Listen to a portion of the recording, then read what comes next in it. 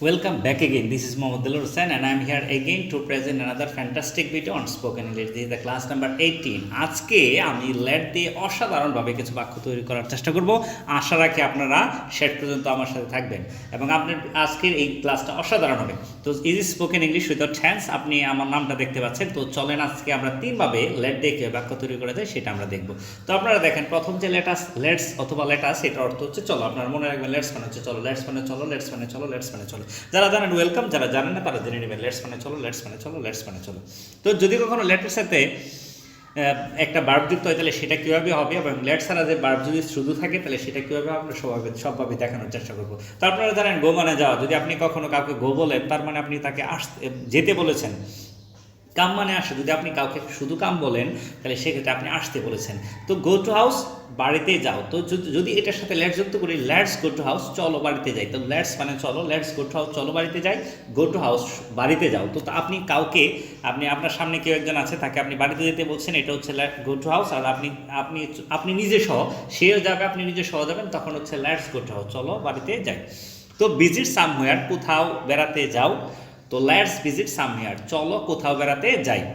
তো লেট যখন অর্থ হচ্ছে যাই, আর আপনি যখন লেট বাদে শুধু বার দিয়ে শুরু করবেন তখন হচ্ছে যাও, আসো, দেখো, এরকম অর্থ হবে। তো খাম টু মি আমার কাছে আসো। খাম মানে আসো, টু মি মানে আমার কাছে। তো খাম টু মি আমার কাছে আসো, লেটস খাম টু মি চলো চলো আমার কাছে আসি। তো এটা হচ্ছে আপনি নিজে আসবেন, তাকে নিয়ে আসলেন। তো শাউট মানে চিৎকার করো, শাউট মানে চিৎকার করা। তো আপনি যদি কাউকে বলেন শাউট চিৎকার করো, আর যদি আপনি বলেন ডোন্ট শাউট চিৎকার করো না, ডোন্ট কাম এসো না, ডোন্ট গো যেও না। তো শাউট চিৎকার করো লাউডলি উচ্চস্বরে। তো ডোন্ট শাউট লাউডলি উচ্চস্বরে চিৎকার করো না। তো যদি আপনি লেটস অ্যাড করেন তাহলে লেটস শাউট লাউডলি চলো চিল্লাচিল্লি করি, উচ্চস্বরে চিল্লাচিল্লি করি। ওকে। তো ওপেন দ্য বুক চলো ওপেন দ্য বুক বই খুলো। আপনি কাউকে বই খুলতে বলতেছেন, আপনি যদি বলুন লেটস ওপেন দ্য বুক চলো বই খুলি। তো আমরা পরের স্টেপে আমরা দেখতে পাচ্ছি, পরের স্টেপেও দেয়ার আর সাম মোর সেন্টেন্সেস, আমরা এগুলো প্র্যাকটিস করার চেষ্টা করবো। ক্লোজ মানে বন্ধ করা। তো আপনি যদি কাউকে বলেন ক্লোজ দ্য ডোর, দরজা বন্ধ করা। আর সাইলেন্টলি মানে নীরবভাবে, নিঃশব্দে। তাহলে তো আপনি যদি কাউকে বলেন ক্লোজ দ্য ডোর সাইলেন্টলি, নিঃশব্দে দরজা বন্ধ করো বা দরজা লাগাও। তো let's close the door silently চলো নিঃশব্দে দরজা লাগাই, নিজে সহ লাগাবেন। তো লেটস ক্লোজ চলো বন্ধ করি, আর শুধু ক্লোজ বন্ধ করো। আপনি কাউকে বলছেন, কাউকে আদেশ করছেন বা অনুরোধ করছেন। লেটস মুভ নড়াচড়া করো না। তো আপনি যদি এটাকে নেগেটিভ করতে চান সেক্ষেত্রে ডুটা বাদ দিয়ে বাকি ডুক লিখে ফেলবেন লেটস নট মুভ নড়াচড়া চলো নড়াচড়া না করি, মানে চলো নড়াচড়া না করি। তো লেটস নট গো চলো না যাই, লেটস নট কাম চলো না আসি।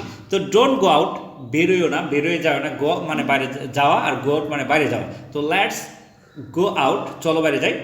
তো ডোন্ট গো আউট বাইরে যেও না অ্যাট দিস টাইম, এই সময়। আমরা জানি বাইরে হচ্ছে দেয়ার ইজ ফিয়ার অফ করোনার একটা আতঙ্ক আছে, ভয় আছে, সেক্ষেত্রে আমাদের না যাওয়া ভালো।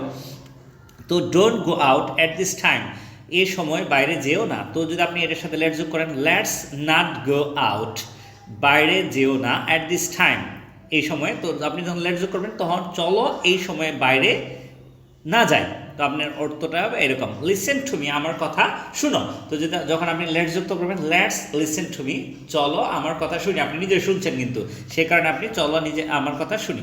তো তারপর যে বাক্যটা দেখছেন, লেট মানে হচ্ছে দাও। তো লেটের আসলে একটা বার্বের তিনটা ফর্ম আমরা জানি, লেটের প্রেজেন্ট ফর্ম হচ্ছে লেটের পাস্ট ফর্ম হচ্ছে লেটের 3 নাম্বারটা হচ্ছে পাস্ট পার্টিসিপল হচ্ছে লেট। প্রথমটা অর্থ হচ্ছে দাও, পরের অর্থ হচ্ছে দিয়েছিলে, পরের অর্থ হচ্ছে দাও। ওকে। তো লেট দিয়ে দেখেন আমরা কতগুলা বাক্য তৈরি করার চেষ্টা করবো এখানে। তো লেট মি গো আমাকে যেতে দাও, লেট হিম গো তাকে যেতে দাও, লেট হার গো তাকে যেতে দাও, লেট দেম গো তাদেরকে যেতে দাও, লেট ইট গো এটাকে যেতে দাও, লেট করিম গো করিমকে যেতে দাও। এখানে নেমের জায়গায় আমি এটা অ্যাড করার চেষ্টা করছি। তো এই বাক্যটাকে যদি আমরা বাক্যের প্রথমে সাবজেক্ট অ্যাড করি, লেটের আগে সাবজেক্ট অ্যাড করি, তাহলে হি লেটস মি গো সে আমাকে যেতে দেয়। তো লেটের সাথে যখন এস হয় এটা বর্তমানকাল বোঝায়, আর যেহেতু থার্ড পার্সন আছে তো লেটের সাথে যখন এস হবে না থার্ড পার্সনের সাথে, তখন এটা ধরে নেবেন অতীতকাল। তো হি লেট মি গো সে আমাকে যেতে দিয়েছিল। তো আপনি কীভাবে বুঝবেন এটা বর্তমান অতীত, যখন আপনি দেখবেন থার্ড পার্সনের ক্ষেত্রে এস থাকবে না। তো ফার্স্ট পার্সন আর সেকেন্ড পার্সনের ক্ষেত্রে আপনার বোঝার কোনো রাস্তা নেই, এটা বর্তমানকাল না অতীতকাল। তো let me do the work আমাকে কাজটা করতে দাও। তো এটাতে যদি সাবজেক্ট এড করি, he lets me do the work সে আমাকে কাজটা করতে দেয়। তো I let him do the work আমি তাই কাজটা করতে দিই। তো এখন অসাধারণ আপনি কিছু বাক্য তৈরি করতে পারছেন। এই যে এই বার্বগুলা, এইখানে লেটটা যে আপনার এই পাশে এই অংশে, এটাকে আসলে কিউজিটিভ বার্ব হিসেবে বসে। যেটা নিজে করেন না কিন্তু কাউকে করানো হয় সেগুলোকে আমরা কি বলি কেজুয়েটিভ ভার্ব। সেটা জানা খুব বেশি জরুরি না, গ্রামাটিক্যালের মার পেয়েছে আমি যাব না। তো লেট দেম তাদেরকে, তো লেট দেম কাম তাদেরকে আসতে দাও, লেট দেম কাম ইনসাইড তাদেরকে ভিতরে আসতে দাও। যদি আমি সেটার সামনে সাবজেক্ট অ্যাড করি তো I let them come inside, আমি তাদেরকে ভিতরে আসতে দেই। তো আমি I let them come inside, আমি তাদেরকে ভিতরে আসতে দিই। তো এটা যদি অতীতকাল ধরি তো I let them come inside, আমি তাদেরকে ভিতরে আসতে দিয়েছিলাম। কারণ যেহেতু লেটার আসলে বুঝবার রাস্তা না, এটা বর্তমান কাল না অতীতকাল, লেটার দুটা ফর্ম বর্তমান কাল এবং অতীতকাল একই রকম।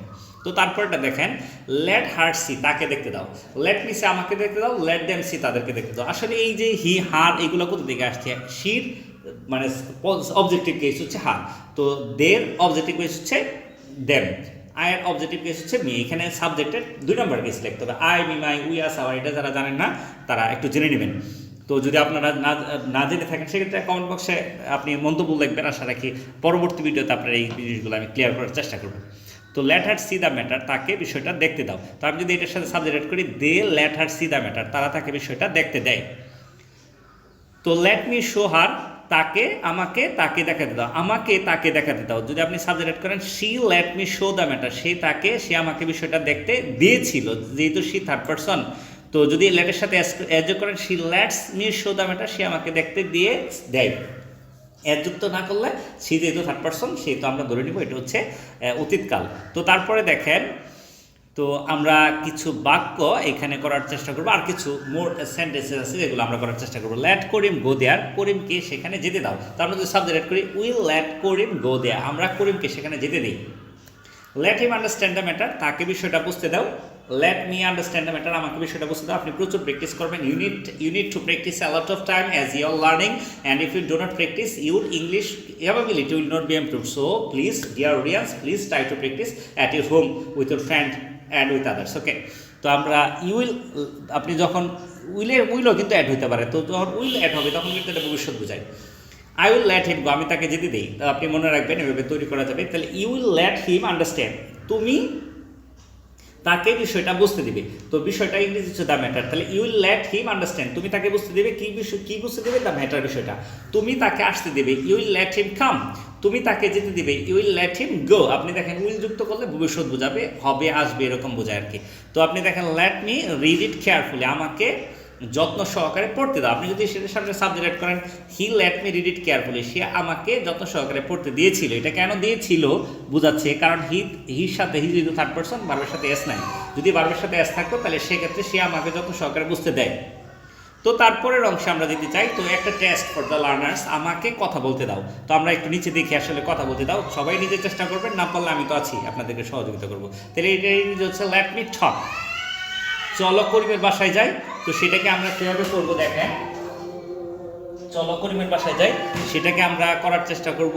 দেখেন ইংরেজিটা কী হবে, let's go to Karim's house, চলো যাই let's go to Karim's house, করিমের বাসায়। তো করিমকে জিনিসটা কিনতে দাও, তো আমরা করিমকে কিনতে দাও, এটা কিন্তু লেট দিয়ে হবে। তো let Karim buy the thing, করিমকে জিনিসটা কিনতে দাও। তারপরটা হচ্ছে জানালাটা খোলা রাখো বা জানালাটা খুলে রাখো। তো এটাকে ইংরেজি আপনি কীভাবে করবেন, কিপ রাখো দ্য উইন্ডো, জানালাটাকে ওপেন খোলা। তো এটা কেন আসলে লেট হলো না, কারণ এখানে দাও কথাটা নাই। দাও কথাটা থাকলে এটা লেট দিয়ে শুরু হইতো, বা চলো দিয়ে হইলো লেটস দিয়ে শুরু হইতো। তো আমাকে বড় হতে দাও, লেট মি বিকাম গ্রেট, তো আমাকে বড় হতে দাও। এই ছিল আমার আজকের এই video. Let's enjoy small video to improve hour understanding. আমাদের এই বোঝা পড়ার বিষয়টা বোঝার জন্য আমি একটা ছোট ভিডিও দেওয়ার চেষ্টা করছি, আপনারা ভিডিওটা বোঝার চেষ্টা করবেন। And if you have any kind of problem, if you have any kind of question, you can ask me in the comment section, and I will help you to improve your overall English, my dear audience, my dear viewers. And if you stay with me, you will not be good time will not be wasted, and you will not be lost. Okay, thank you. সবাই ভালো থাকবেন, এবং অবশ্যই আমার ভিডিওটা যদি ভালো থাকে লাইক কমেন্টস করবেন। সবাইকে ধন্যবাদ। What will you eat now? Let me see the menu. Coffee will be enough. Let's take tea. Tea is cheaper than coffee. Let me think for 1 minute. Yes, you are right. Let's have tea. Waiter, come here. Please, give us 2 cups tea. This tea is refreshing. Let me finish it. Let me pay the money. You may pay next. Thank you. May I help you?